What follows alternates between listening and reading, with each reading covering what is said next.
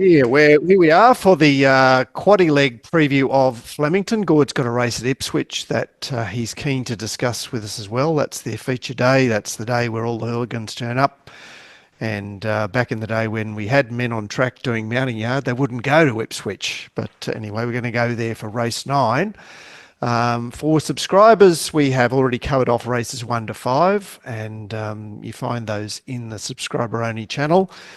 Mark, didn't they say that if you go to Ipswich for this day, you got to take your boxing gloves? Yes. Yeah. Yes, it is the day, Ipswich Cup Day, Highliner Stakes Day. But meanwhile, we're down at Flemington discussing now the quaddie legs. And in the other part, the subscribers only part, we discussed the 11-metre rail at Flemington, where unlike the most recent 2 meetings at Flemington, it's been weather affected, but this one the weather is set to say dry. The wind is not a factor. It's a northerly at 14 k's, or that's the forecast at the moment. So that seems benign. And Roy suggested that he didn't necessarily want to be too far off the speed. I thought that I'm not fearful of wide draws on this program. Flemington has a crown. Obviously, stick the rail out 11 metres, so that's sort of close enough to the crown. And the meetings that I reviewed or looked at in relation to this meeting seem to be okay to come from off the pace and okay to draw wide. But anyway, let's have a look at the starting point for this quaddie, which is Flemington race 6. And it's the distance race on the program, 2,540 metres, the extra distance because of the 11-metre rail. And obviously it's quite close to the winning post on the first occasion. So horses drawn wide are likely to go back here. And I've just closed that tab, which I didn't mean to do. So let's see if I can get it back. Here we are. So Flemington race 6. The market starts with Captain Electric, which is around about 550. The prices that I give you are adjusted to around about 115%, so they may be slightly longer than you're actually looking at. Bold Soul is $6 and second favourite, so that's Captain Electric at $5.50. Golden State Warrior $7. Diwali, the winner of the Sandown Cup on the Sunday, is back from $3,200. It's a firmer at $7.50. Through Irish Eyes is $8.50. Muktamil is $9. Samuel Langhorne is $9, and Slane heads the others at $12. So Rolls up in distance is set to roll forward, and Slane outside him. The 2 designated leaders. Diwali would use its gate 2. As I say, they pretty much get onto the bend straight away, so Diwali would certainly use its alley. And of the others, probably it's all about intent. Roy, how did you have this map shaping up? Yeah, just pretty much the same. Rolls might go forward from that sort of middle draw, and Slane coming across as well. They looked at 2 leaders. Bold Soul went forward the other day, whether or not, with the wide draw. Yeah, that was a crawling race, wasn't it, in the small field? From second from the outside, it would be a bit tricky. Yeah, it's hard to know. It's hard horse to map. I don't really know what they're going to do with it, but that was pretty much it. There's no tempo at all, really. All right, so we've got a feed from the Sandown Cup. Those horses are back in distance. We've obviously got the race 2 weeks ago, that small field. Do either of those provide the winner, Roy? It's a question mark, isn't it? You've got to come back in distance. This is a very even race. There's not a lot between these horses. And as we've said before, the stayers, they tend to take it in turns. They go around every week, but... You'll be able to get a job on radio saying stuff like that. There's nothing wrong with number 14 Slane here. I do concede that, and we mentioned in the first half of the show, that it comes out of a meeting where you had to sort of lead and win there at Sandown at the midweeks, but it did do a little bit of early work there to get across, and it beat them convincingly, and you're getting double figures, and there's no pace in this race. It may just flop in front again here. It's proven at 2,400. I think you've got to be speccing it for sure. Outside of that, I found it very difficult to know where to go. I wasn't really fussed with Captain Electric. That's another horse coming out of the Mornington meeting on a wet track where they were coming down the outside. Bone chips removed, I think, from memory prior to that. It won convincingly by a margin, but geez, it was nicely ridden. It'll say the 2,500. There's no doubt about that. But then you're sort of left with, like you say, the 3,200 metre form, or do you go to the small field race that was won by Mukta Mill, which beat them fair and square? Well, I would suggest that Golden State Warrior is the horse to pick out of that race, simply because, 61 days, then 28 days, and stepping up from 2,000 on that occasion, it's got my old pearl of ticking the 2,400 metre box. I think, did you mention 2 weeks ago that it was the one in that race? It looked the one on paper. I was a little bit disappointed. It's so one pace. It just can't get out of second gear. So, if it got in a race where it was a little bit more of a, rolling along run race, that'd help. I can't get excited about the horses in the market here. I don't really, want to get involved. I think the play is to have something on Slane. Okay. Gord, is it worthwhile asking you what you think of this race? Oh, sorry. Thanks for waking me up there, Mark. Yeah. That's my answer. Plead the fifth, is it again, Gord? We have to start calling you Donald Trump. Well, mate, I just love making $33 on races that I'm never going to bet on. So, yeah, it's nice. Too good. All right. So you can go back to sleep. I'll finish off by saying I started with Captain Electric at around about the market price. I did think that Through Irish Eyes, despite coming back in distance, I saw it win at the jumps at Warrnambool, so that's the sort of race we're dealing with. But it was in the Andrew Ramsden. I think it was the best of those that competed in that race. And the other one to look at is Golden State Warrior, which I would pick out of the Mukta Mill Bold Soul race. Not telling you a great deal there, but that is the first leg of the quaddie, and it's been covered. Now let's get to a Graham Begg favourite, which is short. $1.90 Splashback, $7.50 Molly Nickers, $11 Terra Star, who went to Brisbane for its first up run, and now it's come to Melbourne for the Hawks team. $11 Here Comes the Star, $12 Avebury, and $13 Wings of Song, which has the blinkers on. I noticed that Molly Nickers has had a jump out since its last start, and Anahita has had a trial for its new yard. There's another yard, Roy, bursting at the seams. Gavin He can get a horse, can't he? Jesus Christ. Yeah. They just keep popping in there. Anyway, let's talk about the map, which is Sassy Boom is reasonably slick. She's drawn out second from the outside. Avebury likes to get right up on the speed in the 1400s and longer. And Nodashi is coming from, I think, that Sandown meeting that we've talked about. It's down in 1. So I had Sassy Boom crossing, Avebury perhaps coming to chase, and Nodachi down on the inside. What do you make of that map? Completely the same, yeah. Spot on, Mark. There's not much. I think, has Nodashi got a jockey yet? She does. Jayla Kennedy. All right. Well, it's in barrier 1, so it might just tuck in behind him. The other two probably lead. The pace might be okay just because they're sort of drawn out a little bit. As far as the race goes, there's not much doing here. Look, Splashback looks the one to beat. I'm fascinated by the price. Can you guys enlighten me? I mean, as in how it's so short. Yeah, it is.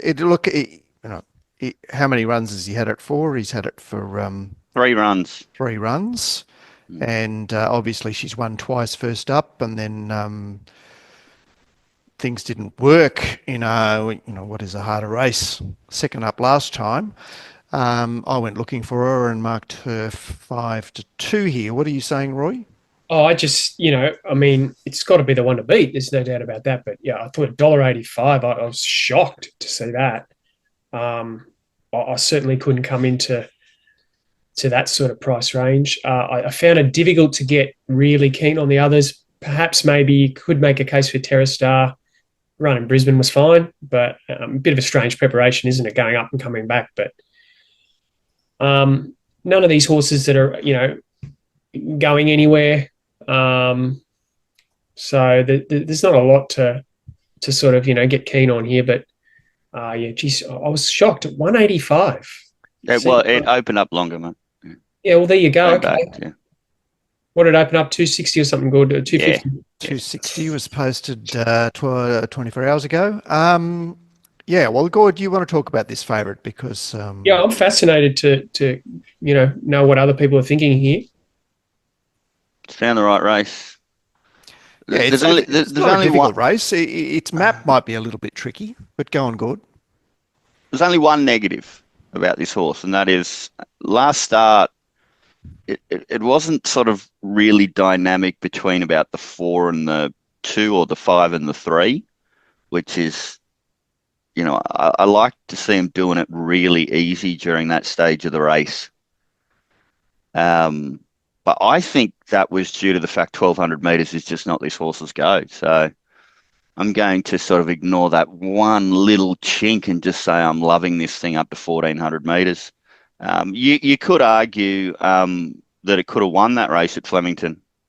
So that would mean that Beggs had it for 3 starts for 3 wins. I think it's a moral.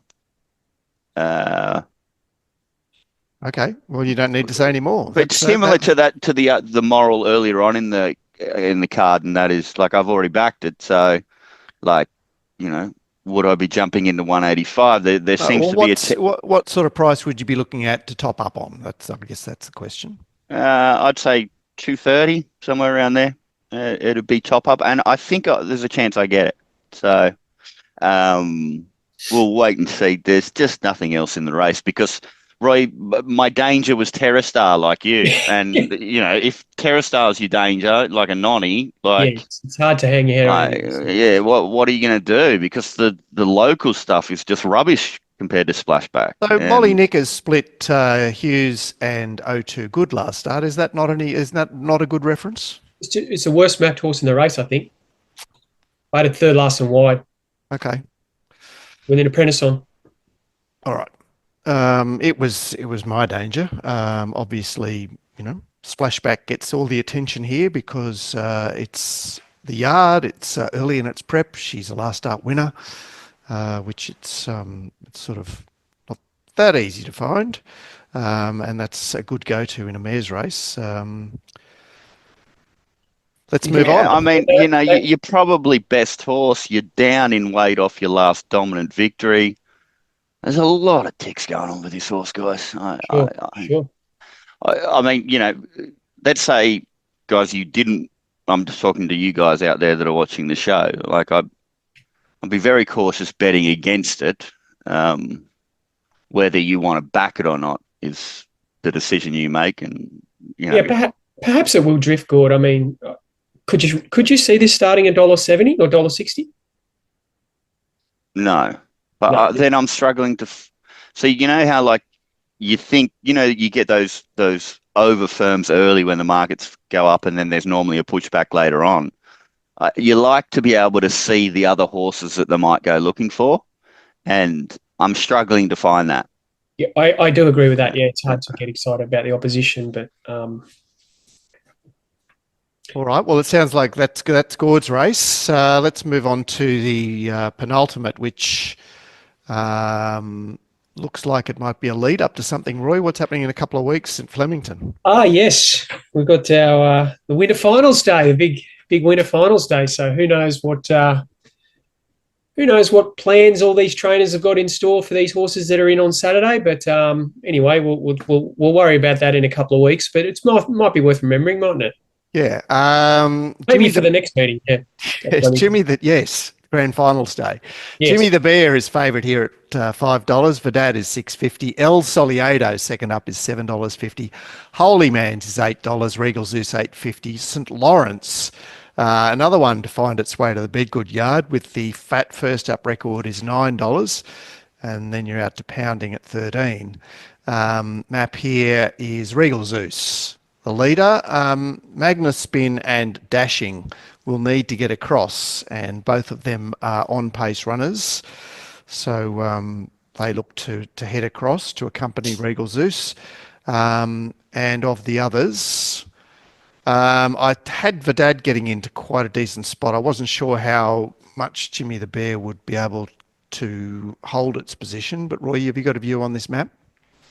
Yeah, no, I didn't think that. I didn't think they'd go hard. I thought Regal Zeus would take the lead up, and like you mentioned, Dashing and Magnus Spin, they're drawn out. I mean, Magnus Spin, it's gone forward the other day and really retired, yeah, after coming from off the speed in a fast run race prior to that.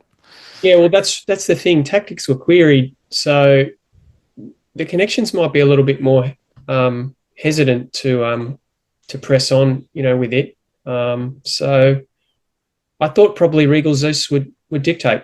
Okay. And where does that take us in forming a play in the race? Well, I think I'm back to it. I'm not really fussed on Jimmy the Bear. I thought the run was pretty plain the other day. Verdad, same sort of thing.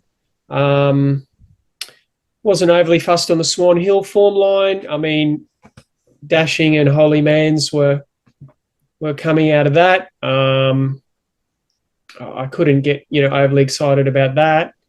El Soledad was 50-1 the other day when it ran second. So, but I mean, understandably, it was 50-1 down the straight at 1200. This looks a better race for it. Yeah, quite possibly. I couldn't get excited about it. I mean, it's probably worse than midfield here, is it maybe? There's nothing wrong with Regal Zeus at Caulfield. It ran along and, only got shaded late on a day where you couldn't lead.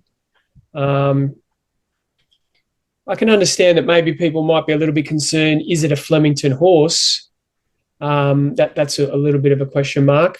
Yeah, look, maybe the conditions, they seem to be blousing 2 starts back, didn't they? That was very wet. He had control and they just sort of owned him late. Yeah. I must say, I think punters need to be very, very careful of a couple here.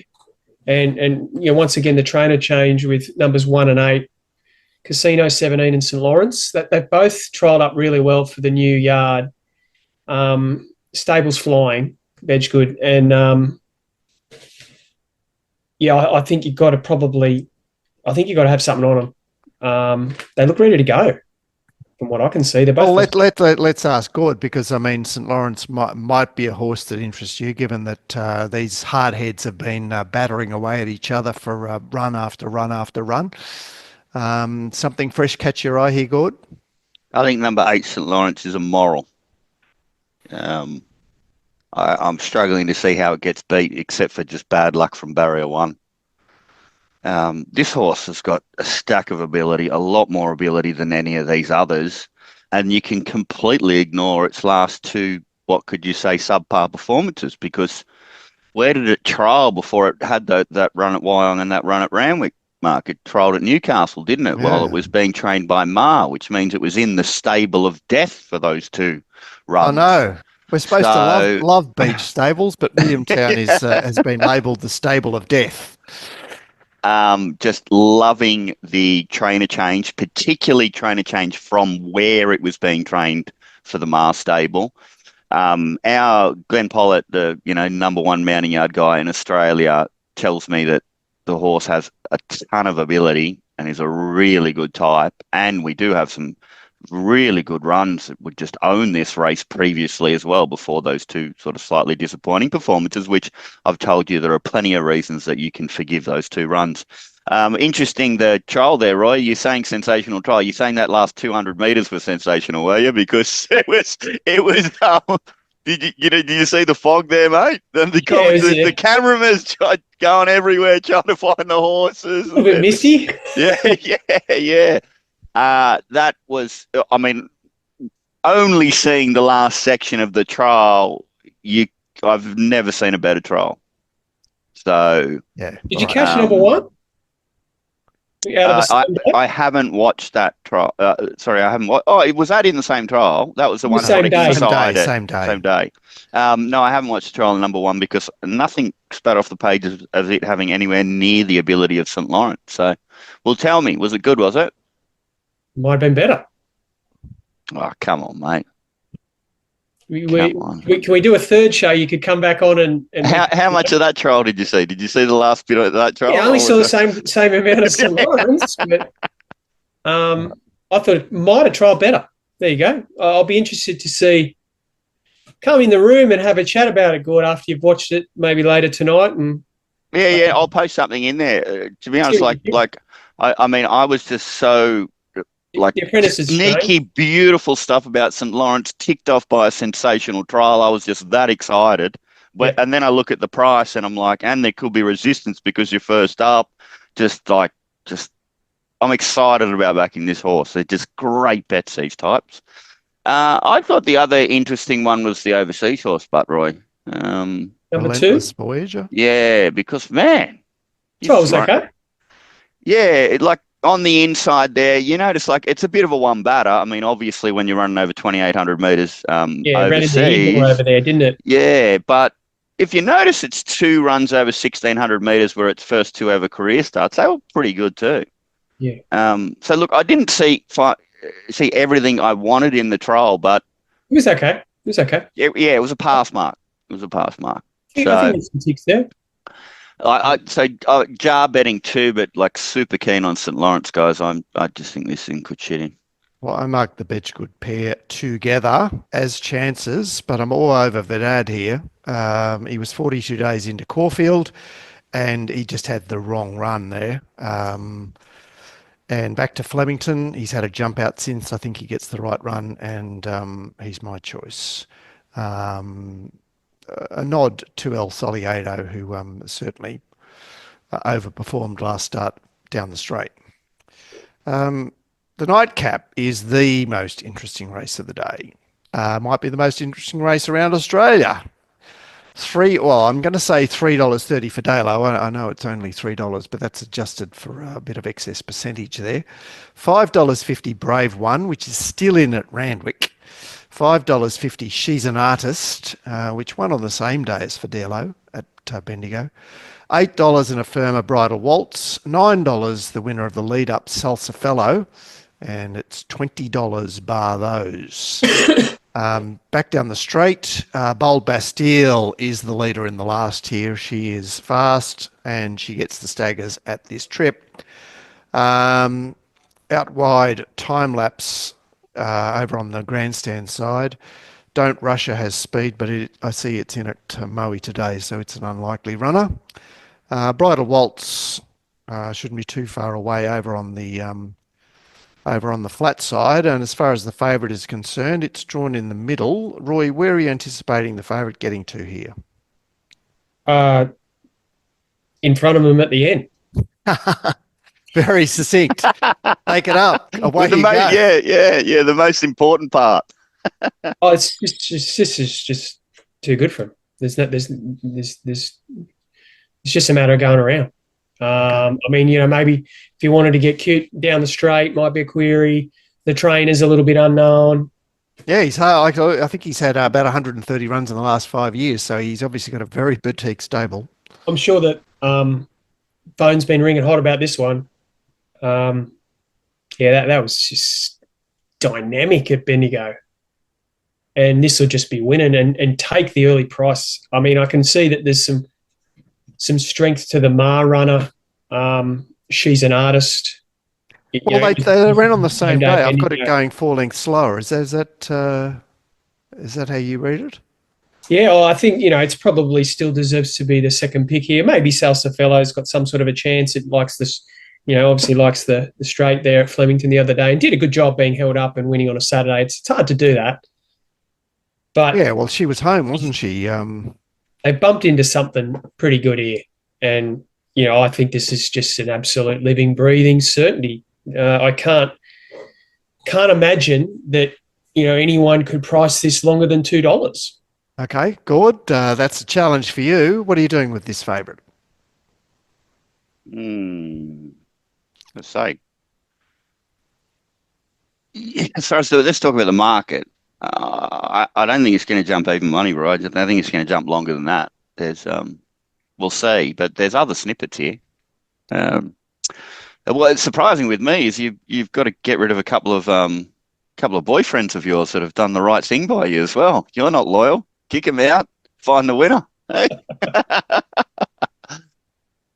I'm going to back it. Look, I had down in my notes that I was just because of where some of the form is coming from. That I like to leave these kind of races to Roy, who has his finger on the pulse out wide a little bit more than I do. So that's why I pay to be in the room, Roy. I'll back number 9, Fiordello. And, let's just talk about resistance, and that is you're not Metropolitan proven. It was probably only don't want to be. it was only 1,000-meter run last start. At home, yeah. Yeah. Look, I'm playing devil's advocate here. Why the price mightn't go mad, shall we say? Sure. And connections. And you've got Metropolitan winners here. You've got a Sydney horse where the form lines are looking all right, because I've got a massive opinion of Kagalen. That was this is number 5, Brave One. Do you like this horse in this race? No, just outside the favourite, of course. I mean, I thought didn't we talk about what a PR it had last start? Yeah, but it's a PR. But I mean, my opinion of Kagalen, Mark. I thought, well, I'm not sure whether I'm of this opinion as strongly as I used to be, but I thought Kagalen was going to go on to be a Group 1 horse. So even if you PR, to get beaten by 0.4 of a length is still solid stuff. Saying that, no, there's only one horse I want to back. I'm following Roy in. Yeah. Fiordello, because I don't mind the 1,000 metres last start. Well, so strong to the line. Yeah. And so I can ignore that little variable. And you know what I'm just so excited about, Roy? You do that with, you do that with 62.5 kilos. You're down to 54 here. But that was a benchmark 54. So what, Mark? I go off the times it ran. The times it ran are sensational. The way it did it was sensational. I'm trying to help you here. Well, I ignore help, Mark, and make my own decisions generally. No, not about your decisions, about, how this market might play out. Okay, yeah. But what I notice is it's not much of a firm up at the moment. Okay. Which is interesting. Well, Roy says get on, and he's, he's judicious. Part of the reason we're so excited to have Roy as our Melbourne Pro is because he labels them when they're there to be labelled, but he doesn't. He's not willy-nilly with his morals. So okay, you know what? Do I have too many morals? Do I? Does that mean I stamp too many horses' morals, or I back too many winners? Anyway, no, I love this bet. I had a couple of question marks about Fiordello, but Roy has provided me with clarity. Yeah. Well, it's an exciting horse to assess in this last race, and obviously it's got Harry Coffey, which is one of the riders that you can sort of trust at this time of the year in Melbourne. I gave half a tick to Bridal Waltz. Now you can get a line through Fiordello's first start with Sweethearted. Of course, Bridal Waltz and Sweethearted went around in the race that New Zealander won, the $500,000 listed race down the straight at 1100, and they were probably equivalent runs. And Salsafello has not been beaten since they removed the blinkers, and wasn't entitled to win the other day. He's got to be there somewhere abouts. But an exciting race to finish off, an exciting horse to get involved in, and you should be involved in the Melbourne Pro Punter service. Get the first 2 weeks free of charge, and that gets you access to the room where you'll be able to see our preview of races 1 to 5. And this looks a good meeting to attack. I've done the form, Roy's done the form, Gord's done the form, and Oh, look, the last, what is this, our third week now, Roy, or fourth week or something like that? Yeah, What is something it? like that. You know, there was like, there was some, in all the other meetings, there's been favourites where well, you know what I mean? We weren't comfortable with Mm, them being right. And this is a program where I'm just steaming into the favourites, man, of the ones it's I've said. bullish. And I'm just really happy about them. So, yeah. right. So click that eye in the top right-hand corner, and discount. There is a $7 discount for members as well. So you should be a member. The silver sub is $13 a week. The gold sub is $33 a week, and you get a lot of bang for your buck there as well.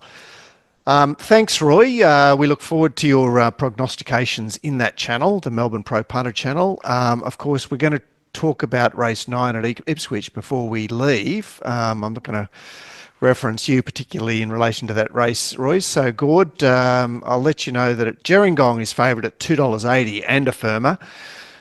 Kin is $7.50. Kazoo has scratched from Randwick to run here at $8. Navy on the highway is at $9, and the others are double figures. And there's a fair bit of speed here going forward, mainly in the middle there. Bubba's Bay, Memoria, who looks probably likely to go around at Randwick, but she's part of the speed here. Navy on the highway, Kazoo, which means that Gerringong from the deepest probably goes back, and Kin from barrier 2 uses that draw to settle rails midfield. What are we doing here with a lot of girlfriends here, Gord? Which one are you Well, taking? Which one are you taking to the prom? well, I think the nice thing about this race is Gay and I got together and decided to sponsor this race because it's Gordon's Gay Waterhouse Classic. So I thought I had to give a tip in my race. Then as I can't It believe sounds like a label for a gin or something, or a whiskey. well, I can't believe my name came before the Queen of Racing Gays. That's a compliment. Yeah, Jeez. no, Um, gins or something for her, probably. yeah. She'd bear those, Scott. Um, two absolute girlfriends of mine are in this race, and one of the two will win, and that's 16 Gerringong and 3 Kazoo. Mark Glenn and I reviewed I backed Kazoo first up, and the only reason it didn't win was because tag from the wide draw. It was a lovely return to racing. That's a glorified barrier trial, so it's still a freshie, you could argue, first up, which is what I like horses like this to do. The map is looking pretty good for Kazoo. I can just see it getting into a Goldilocks zone, just tucking in behind the speed up front. Saying that, it cannot beat Gerringong, except for map position. Yeah. So, Why are they getting so far back on Gerringong now? It's just sort of first 2 starts it went forward. Yeah, but she actually sat in the box seat at Canterbury on her first start. So, yes, she made all second up, but they sort of just let her lead. She's probably established herself as a sitting sprinter now. And from that draw, there are a few too many fast horses to get across, you would think. If they decide to go map positive and hit somewhere in that midfield running line, this horse will shit it in. That run last start was sensational against Bias. Look, the only way that this can get beaten is because of negative map, and that is a chance to happen. But man, best horse in the race, 53 kgs. The race is named after Gay. Well, God, I'd love on the radio as well. I'd love to see him. If only it was by Schnitzel, some- then you could wax lyrical about how Schnitzel's died, and wouldn't it be wonderful for Schnitzel and all that crap? Go on, Gord. Sorry to interrupt. Well, I mean, as we know, Mark, a black amber armband does give you 2 lengths. That's the general consensus. Yeah. But we don't get that. Look, really happy backing those two. How I structure it, I don't know. And it's a brilliant race, but it's a great race. And I wanted to talk about it, and I want to bet into it. There we go. All right, that's our very brief preview of the solitary race at Ipswich. We've been through the 4 legs of the quaddie at Flemington. Don't forget that if you subscribe to Roy's service, you get a look at the preview of races 1 to 5, which we get quite deep into, and that'll be posted in the channel for subscribers. Thanks again, Roy, and we look forward to your weekend's work. Gordon and I will be back with Glenn tomorrow for members to look at Randwick, which looks a great card. I am just getting into it, and Well, it sounds like there's a lot of distance races, Mark. not necessarily. It's just a rail position and a track condition that I'm Yeah. that I'm optimistic about. So I'm excited too. yeah. So look out for that preview for members tomorrow. Thanks again, Roy. See you, Gord. Good Thanks, luck on the Mark. weekend. It's good. See you Good luck. guys. Good luck.